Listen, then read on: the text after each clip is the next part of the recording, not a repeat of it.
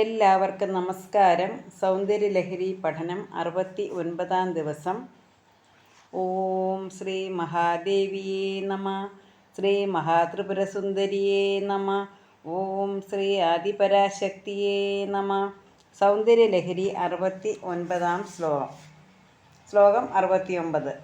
ഗളേ രേഖാസ്ത്രിസ്രോ ഗതിഗമക ഗീതൈക നിപുണേ വിവാഹ വ്യാനത്ഥ പ്രഗുണ ഗുണസംഖ്യാ പ്രതിഭുവ വിരാജന്തേ നാനാവിധ മധുരരാഗാകരഭുവാം ത്രയാണാം ഗ്രാമാണാം സ്ഥിതി നിയമ സീമാന ഇവതേ. ഗളേ രേഖാസ്ത്രിസ്ര ഗതി ഗമക ഗീതൈക നിപുണേ വിവാഹ വ്യാനത്ഥ പ്രഗുണ ഗുണസംഖ്യാ പ്രതിഭുവ വിരാജന്തേ നാനാവിധ മധുര രാഗാകരഭുവാം ത്രയാണാം ഗ്രാമാണാം സ്ഥിതി നിയമ സീമാന ഇവ തേ. അപ്പം ദേവിയുടെ കഴുത്തിലുള്ള 3 രേഖകളെക്കുറിച്ചാണ് പറയുന്നത്.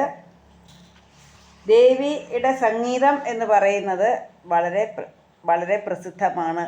ഈ സരസ്വതീ ദേവിയുടെ സംഗീതത്തെക്കാട്ടിലും ഒക്കെ ഏറ്റവും മാധുര്യമേറിയ സ്വരത്തോടു കൂടിയ സംഗീതമാണ് ദേവിയുടേത്.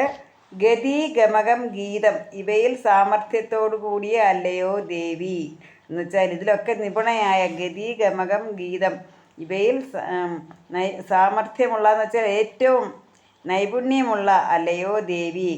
വിവാഹ സമയത്തിൽ സ്വഭർത്താവായ കാമേശ്വരനാൽ കെട്ടപ്പെട്ട അനേക തന്തുക്കളോട് കൂടിയ 3 സ്വരങ്ങളുടെ സംഖ്യയ്ക്ക് പ്രതിനിധികളായ നിൻ തിരുവടിയുടെ കഴുത്തിലുള്ള ഈ 3 രേഖകൾ പല വിധത്തിലുള്ള മാധുര്യത്തോടു കൂടിയ രാഗങ്ങൾക്ക് വിളഭൂമികളായ 3 ഗ്രാമങ്ങളുടെ സ്ഥിതിയെ നിയമിക്കുന്ന ഏലുകകൾ എന്ന പോലെ ശോഭിക്കുന്നു. എന്ന് വെച്ചാൽ ഇവിടെ സംഗീതത്തിനെ കുറിച്ചാണ് പറയുന്നത്. സംഗീതത്തിൻ്റെ വിവിധ രാഗങ്ങളെക്കുറിച്ചാണ് പറയുന്നത്. അപ്പം പല വിധത്തിലുള്ള മാധുര്യത്തോടു കൂടിയ രാഗങ്ങൾ ദേവിയുടെ കഴുത്തിലെ ആ രേഖകളാണ് എന്നാണ് പറയുന്നത്. ഇപ്പം ലലാടേ ചകളെ ചൈവ മധ്യേ ചാപി വലിത്രയം സ്ത്രീ പുംസാര ഭയോർജ്ഞേയം മഹാസൗഭാഗ്യ സൂചകം എന്ന സാമുദ്രിക ശാസ്ത്രപ്രകാരം ഖണ്ഡത്തിലുള്ള ത്രിവലികളെ വിവാഹകാലത്തിൽ കെട്ടപ്പെടുന്ന മംഗല്യസൂത്ര സംഖ്യ 3 ആകുന്നു എന്ന് അറിയത്തക്കവണ്ണമാണ്. മധ്യമാവതി, മാളവി, ഭൈരവി മുതലായ രാഗങ്ങൾക്ക് ഉൽപ്പത്തി സ്ഥാനമായ ഷഡ്ജം, മധ്യമം, ഗാന്ധാരം എന്ന 3 വിധ സ്വരങ്ങളുടെ സ്ഥാനത്തെ ഒന്നോടൊന്ന് കലർന്നു പോകാതെ നിയമിക്കുന്ന ഏലുകകൾ പോലെയും ശോഭിക്കുന്നു എന്ന് വർണ്ണിച്ചിരിക്കുന്നു. എന്ന് പറഞ്ഞാൽ ദേവിയുടെ നമുക്കറിയാമല്ലോ, നമ്മളോരോ സംഗീതത്തിൻ്റെ ഷോകളൊക്കെ നമുക്ക് നടക്കുമ്പോൾ നമ്മൾ കേട്ടിട്ടുണ്ട് ഷഡ്ജം, മധ്യമം, ഗാന്ധാരം എന്നൊക്കെ. അങ്ങനെയൊക്കെയുള്ള ആ 3 സ്വരങ്ങളാകുന്ന ആ സംഗീതത്തെക്കുറിച്ച് പറയുന്ന അതെല്ലാം തന്നെ ദേവിയുടെ ആ 3 രേഖകളിലുണ്ടെന്നാണ് പറയുന്നത്. അതിനെയൊക്കെ സൂചിപ്പിക്കുന്നതാണ് ആ 3 രേഖകൾ. മംഗല്യം തന്തുനാനേ ബദ്ധ മംഗലസൂത്രകം വാമഹസ്തേ സരം ബദ്ധ്വാ കണ്ഠേച ത്രിസരം തഥാ എന്ന ഗ്രഹ്യപ്രമാണമനുസരിച്ച് വിവാഹകാലത്തിൽ മംഗലസൂത്രം ധരിപ്പിച്ചതിന് ശേഷം ഒരു ത്രിസരം കൂടി ധരിക്കുന്ന സമ്പ്രദായം പലയിടത്തും ഉണ്ട്. അപ്പം ഗതി, മാർഗം, ദേശി എന്ന് 2 വിധം, ഗമകം 15 വിധം, ഗീതം 2 വിധം. ഇതൊക്കെ അറിയണമെങ്കിൽ സംഗീതശാസ്ത്രം നോക്കി നമ്മൾ മനസ്സിലാക്കണം. ഇവിടെ പറഞ്ഞിരിക്കുന്നതിൻ്റെ കാര്യമെന്ന് വെച്ചാൽ ദേവിയുടെ കഴുത്തിലുള്ള 3 രേഖകൾ എന്ന് പറയുന്നത് ഗമകം, ഗതി, ഗമകം, ഗീതം. ഇതിൻ്റെ അപ്പം ദേവി സംഗീതത്തിൽ അങ്ങേയറ്റം ദേവിയുടെ അത്രയും സമർത്ഥ വേറെ ആരുമില്ല. ദേവിയുടെ സംഗീതമാണ് ലോകത്തിലെ ഈ പ്രപഞ്ചത്തിലെ ഏറ്റവും വലിയ സംഗീതം. ദേവി സംഗീതം ആലപിച്ചാൽ അതിനോടൊപ്പം അത്രയും അത്രയും നൈപുണ്യമുള്ള ഒരു സംഗീതമില്ല, അല്ലെങ്കിൽ അത്രയും മനോഹരമായ സംഗീതം വേറെയില്ല. ദേവിയുടെ കണ്ഠത്തിൽ നിന്നും വരുന്ന സംഗീതമാണ് ഈ പ്രപഞ്ചത്തിലെ ഏറ്റവും വലിയ സംഗീതം, അല്ലെങ്കിൽ ഏറ്റവും നല്ല സംഗീതം, ഏറ്റവും ശ്രുതിമധുരം. അപ്പം ഈ